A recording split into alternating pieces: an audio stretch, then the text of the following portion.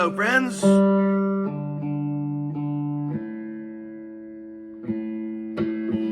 Hope everybody's doing wonderful. Let me get the sound together here. I'm always worried about the sound of things. So, okay. Quick video today, just checking out. Just got home from Groom's a little while. I hung around with the boys today. Nice Saturday hang. Got to see Greg Voros, Matt Swanson, all my buddies. Sweet Tony Ney. We had a good time. Dearest Corey. I was going to tell you about some voice leading stuff, common tone stuff that I've been thinking about. You guys seem to get a lot out of the lessons that I've talked about, common tones, how to make interesting chord moves, okay?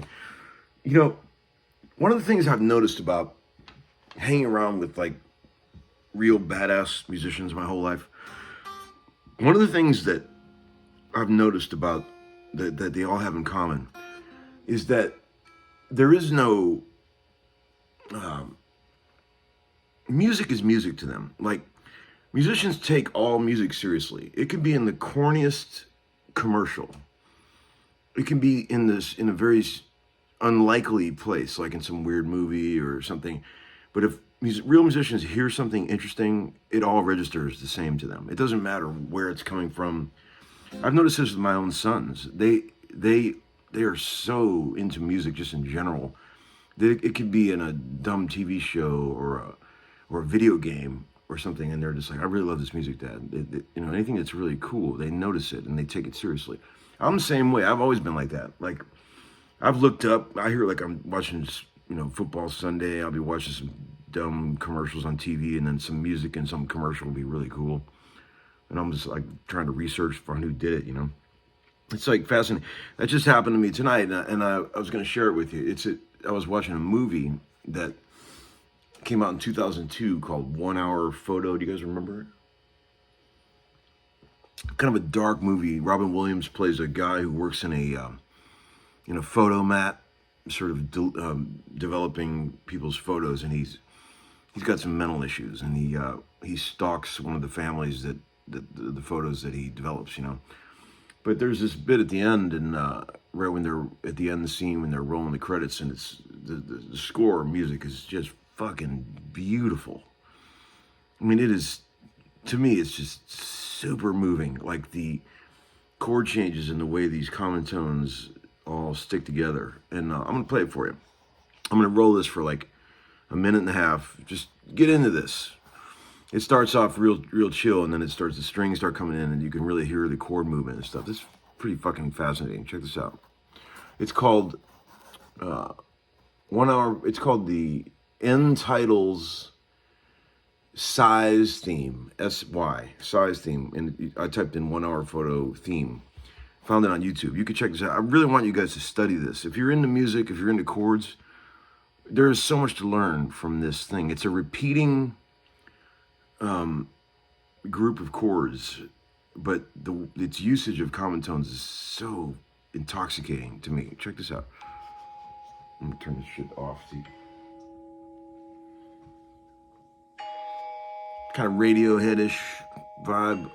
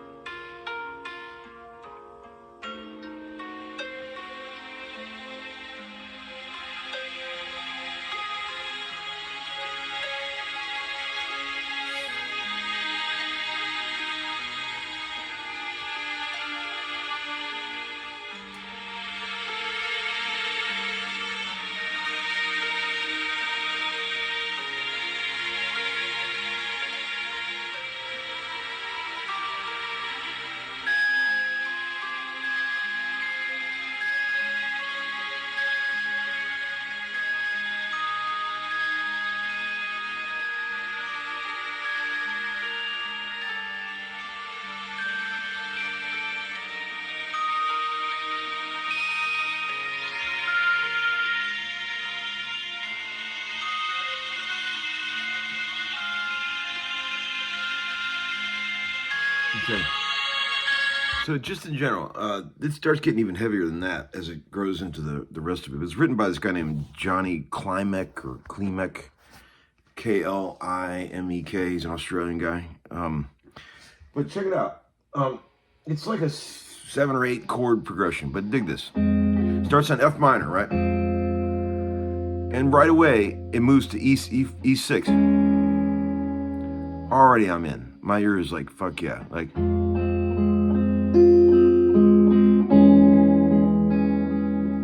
okay, so F minor to E6. What's the common tone there? Think.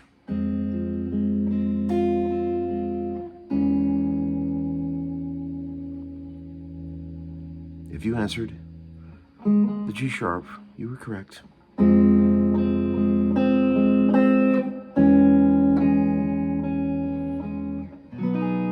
And it goes to a B6,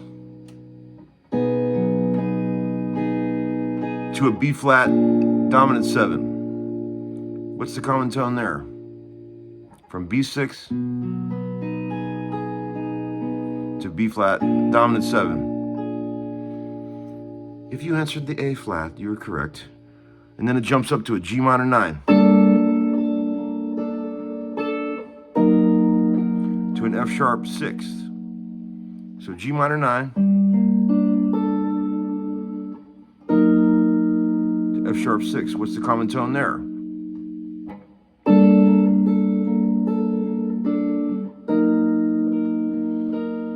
If you answered the B flat, you were correct.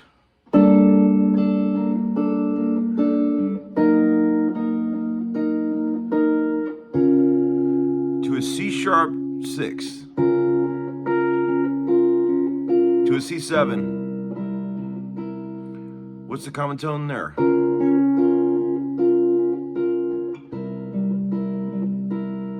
If you answered the B flat, you were correct. And then it all starts over again. So F sharp, F minor.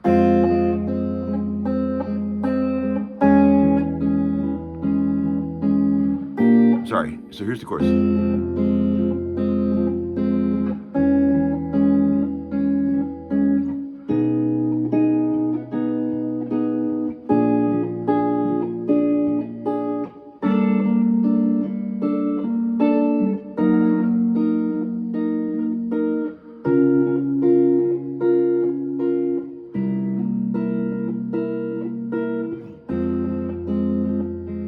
It's amazing.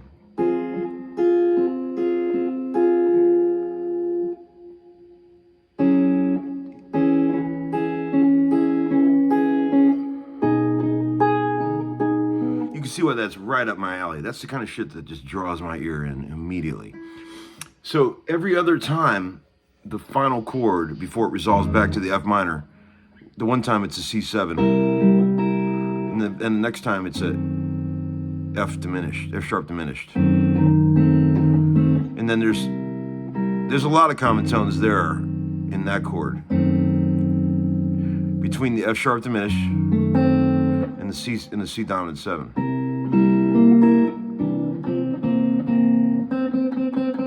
The C, okay? So here it is, one more time. Play along. F sharp minor. E6.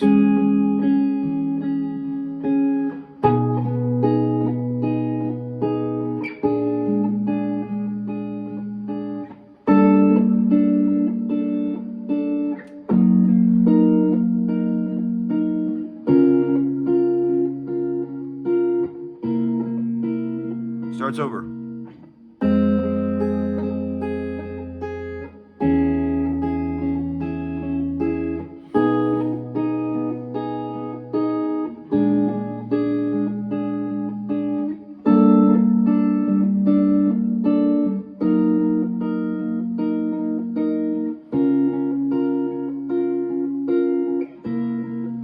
That time, right there, is the F sharp.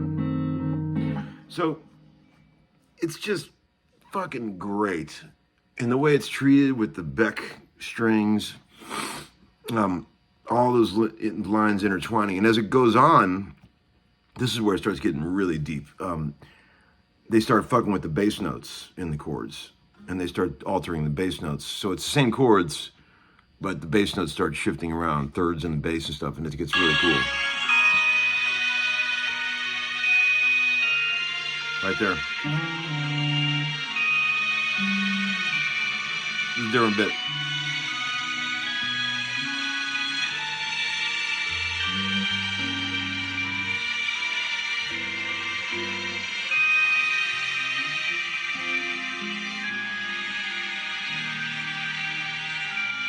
Amazing.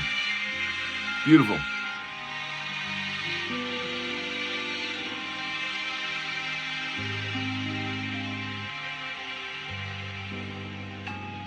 Starts over. Now watch. They start fucking with the bass notes.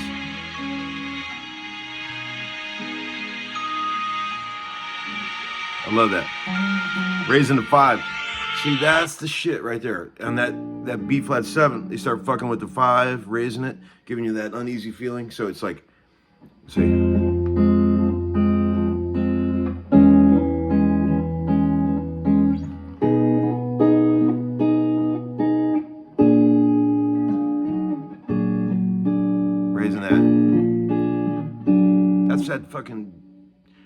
That's the shit right there that made all those guys that did fucking scores for string arrangements and shit on all the classic records like Etta James and shit. That's what they had. They were able to hear that stuff. And like you take a chord, you start getting a chord progression cooking, and your ear starts getting used to it, right? And then as your ear starts expecting, then you start fucking with it a little bit. And then your ear just goes, yes. It's like the tension, it only takes one, like I was talking about that last night when I was talking about those A chords, where you slide the outside notes all around. All this shit, it's all tension. It's all ways to make your ear twist in an interesting way. If you ever really wanted to get an ear full of that shit, listen to the Beck album, Sea Change. Beck's father is a fucking amazing string arranger, and the string arrangements on that record are fucking awesome. Holy shit, awesome. And man, that shit will take you into another world. That whole album, Sea Change, is amazing. And there's a lot of that kind of shit. That shit doesn't happen by accident. This kind of genius is, you got to go to school for this kind of shit. You know,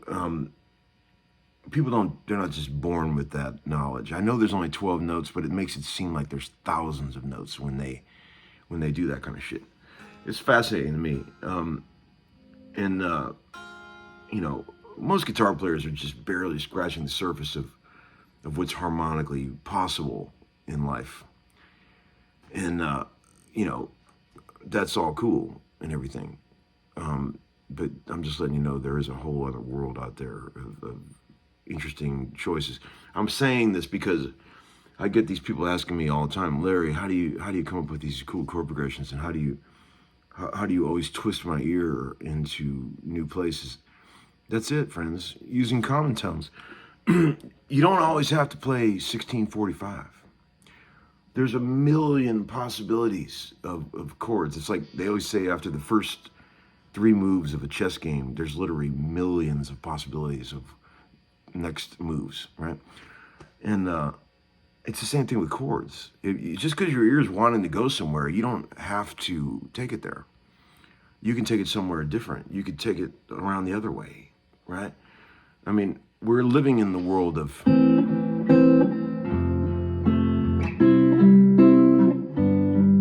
that's all we want. That's all people want now. And like, you know, you could fuck with that. You can fuck with that just a little bit. You know, you could be like,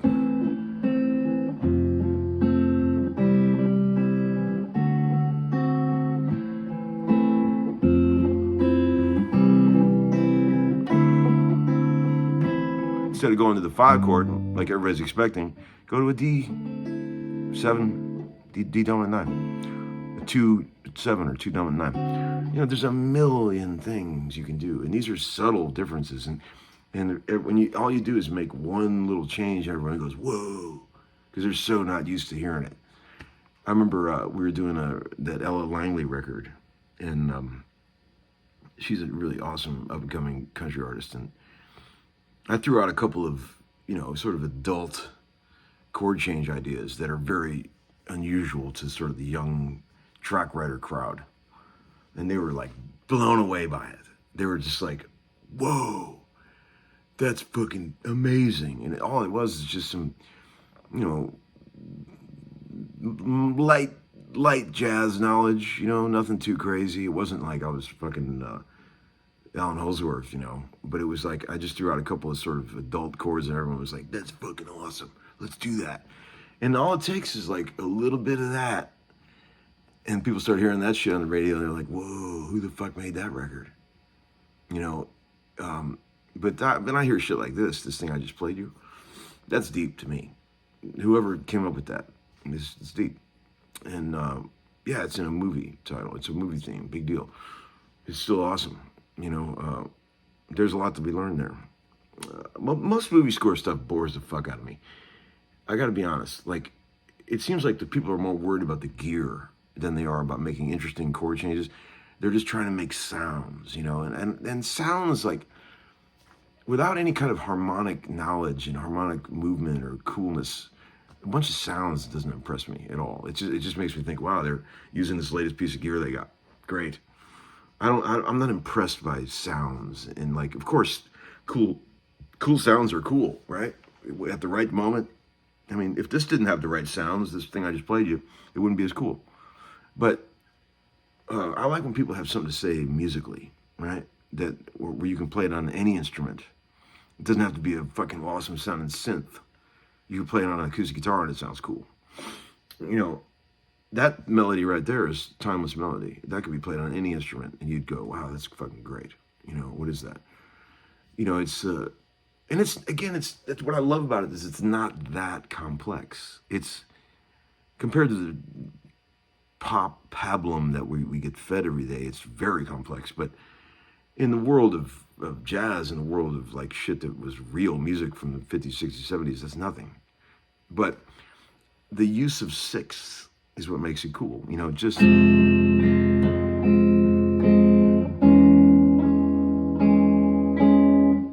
then just this sixth right here.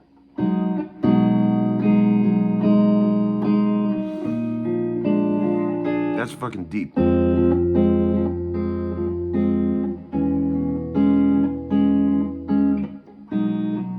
He retains the G sharp, which becomes the sixth of the B chord. And then it also stays. So that note, that G sharp note is in all four of those first chords, right? It's a common tone. F minor, E6, B6, B flat 7. Those all have the G sharp in it. And then he goes to a new thing. Now we got a whole new set of notes to play with.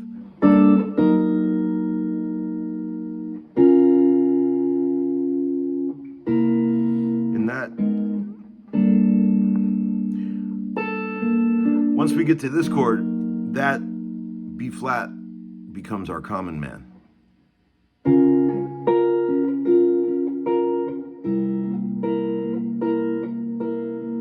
And then it's back to the top, right?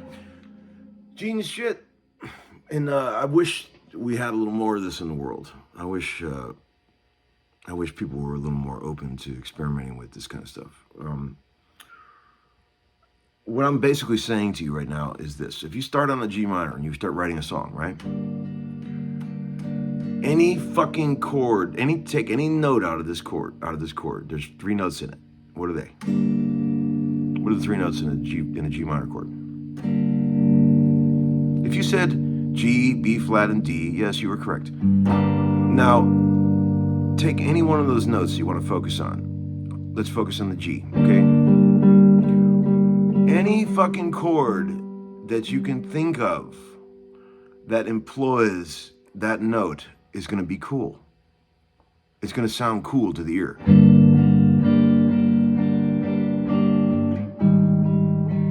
A flat major 7. F minor 9. Is that cool? Yes. E minor. So it all works if you can just start shuffling notes around. G minor.